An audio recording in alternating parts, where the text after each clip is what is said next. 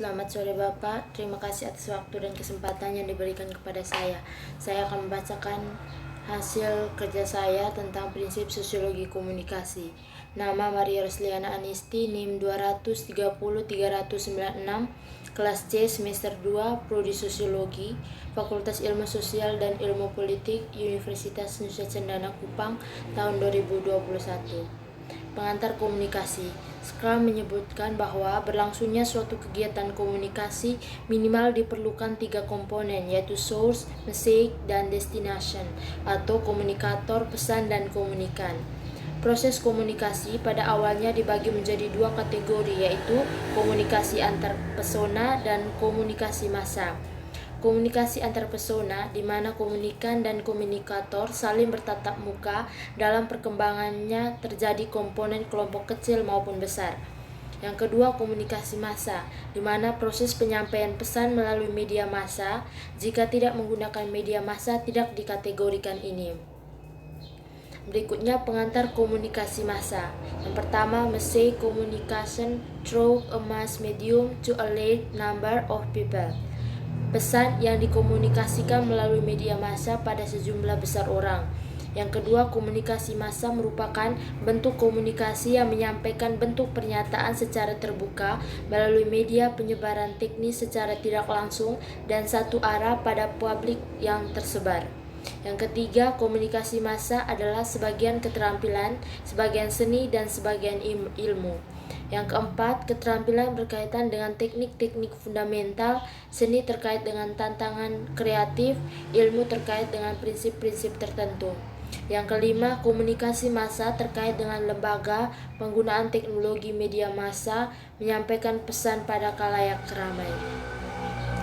Berikutnya komponen komunikasi massa. Yang pertama komunikator, kedua kode dan konten, yang ketiga gatekeepers, yang keempat media, 5 regulators, 6 filter, 7 audience, 8 feedback.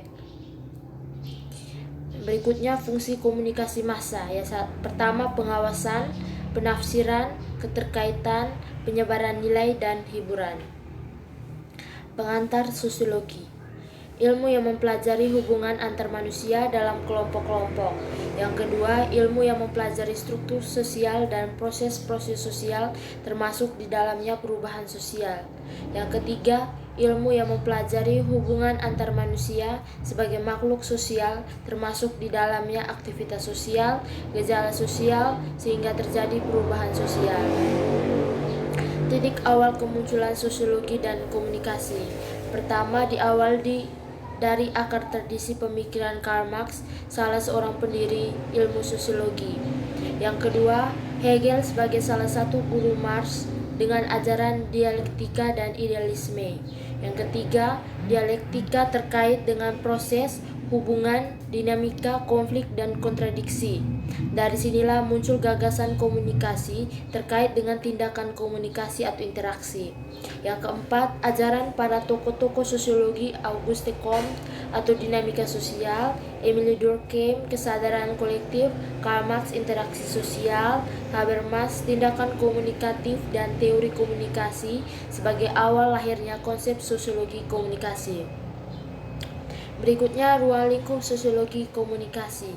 Masyarakat, komunikasi, teknologi media atau informasi, sosiologi, objek kajian sosiologi, dan manusia. Ranah atau domain sosiologi komunikasi. Individu, kelompok, masyarakat, dan sistem dunia. Ranah ini akan bersentuhan langsung dengan komunikasi, efek media massa budaya, interaksi sosial, dan teknologi komunikasi. Sosiologi komunikasi adalah cabang dari ilmu sosiologi yang mempelajari atau menerangkan prinsip-prinsip keilmuan atau sosial dan sosiologi tentang bagaimana proses komunikasi manusia dalam konteks komunikasi massa dari suatu masyarakat. Berikutnya hubungan sosiologi dengan komunikasi. Ilmu komunikasi merupakan cabang yang berakar dari berbagai ilmu sosial. Salah satunya adalah sosiologi. Sosiologi adalah ilmu tentang manusia sebagai makhluk sosial yang senantiasa berinteraksi antara satu sama lain dengan cara berkomunikasi Sosiologi sebagai akar ilmu komunikasi merupakan inti penjabaran dari hubungan sosiologi dan komunikasi, karena dalam sosiologi, kajian komunikasi menjadi unsur terpenting dalam seluruh kehidupan manusia. Dalam sosiologi, sebagian akar ilmu komunikasi, interaksi sosial yang terjadi dalam masyarakat merupakan perwujudan dari komunikasi yang bersifat konkret. Interaksi yang terjadi di antara manusia menimbulkan kontak sosial. Di sini makna sangat penting ditafsirkan oleh individu yang dapat informasi, karena makna yang dikirim oleh komunikasi kepada akomodikan menjadi sangat subjektif. Ini ditentukan kontak sosial ketika informasi itu dikirim dan diterima.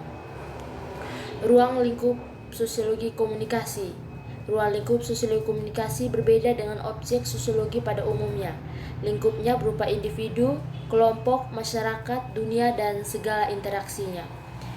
Karena objek sosiologi komunikasi ini dipisahkan dan diklarifikasikan sebagai sesuatu yang menyampaikan dan menerima suatu informasi yang tersampaikan, sehingga segala interaksinya inilah yang membedakan antara objek sosiologi komunikasi dengan objek sosiologi pada umumnya.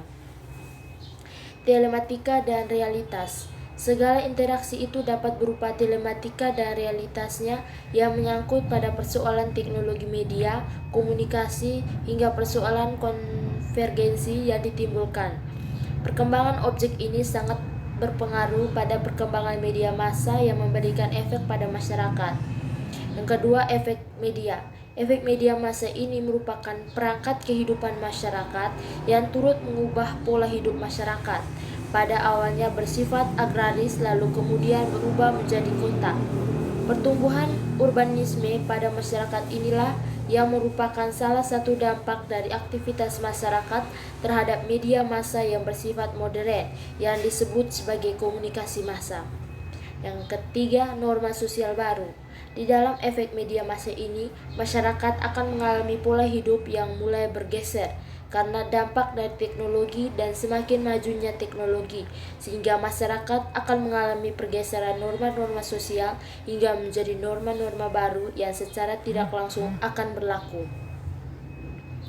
Keempat, cyber community.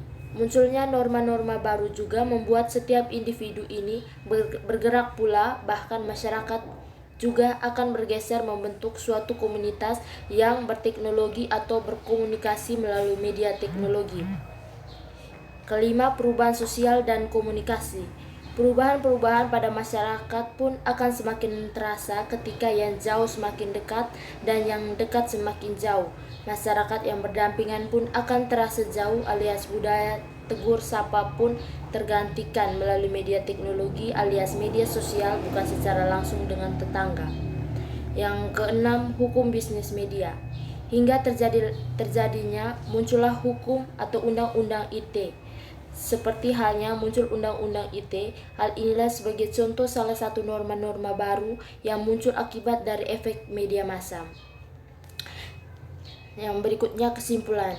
Mata kuliah ini membahas tentang pengertian, sejarah dan objek kajian sosiologi komunikasi, filsafat sosiologi komunikasi, fungsi sosiologi komunikasi, komunikasi massa sebagai suatu sistem sosial, khalayak sebagai komponen dalam komunikasi massa dan sebagian sistem sosial, interaksi sistem komunikasi massa dengan sistem-sistem sosial lain, komunikasi massa sebagai institusi sosial, perkembangan komunikasi massa sebagai pranata sosial, media massa sebagai sosial kontrol, pengertian masyarakat massa, pengertian budaya massa, efek dari media massa sebagai agen sosialisasi. Sekian dan terima kasih.